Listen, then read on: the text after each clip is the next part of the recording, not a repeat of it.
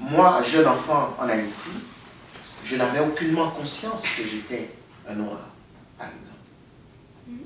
Parce que c'est un fait, on vit dans un pays où 95% des gens, ce sont des noirs.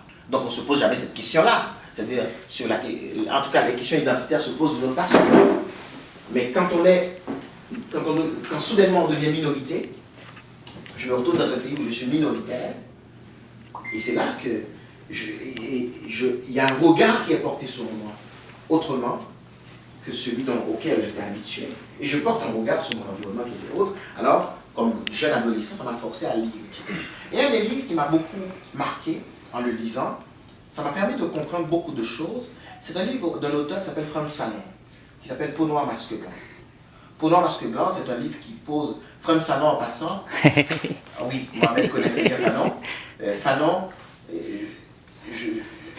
je commence par dire qu'il est né en Martinique, mais c'est un Algérien, Frantz Fanon. Frantz Fanon, c'est un bonhomme extraordinaire. C'est un gars qui a été un des grands militants, défenseurs et des promoteurs de l'indépendance de l'Algérie. Donc, c'est quelqu'un qui a écrit des livres extraordinaires, pas pour les Noirs, pas pour les Arabes, mais pour les êtres humains en général. Parce que c'est quelqu'un qui a parlé de choses essentielles par rapport à la condition humaine. Tiens, je dis condition humaine, et là j'évoque un autre grand auteur qui s'appelle André Malraux. Et Fanon a écrit Les damnés de la terre. Moi je vous recommande de lire Les damnés de la terre. Les damnés de la terre, vous allez comprendre aujourd'hui des choses qui se passent encore aujourd'hui.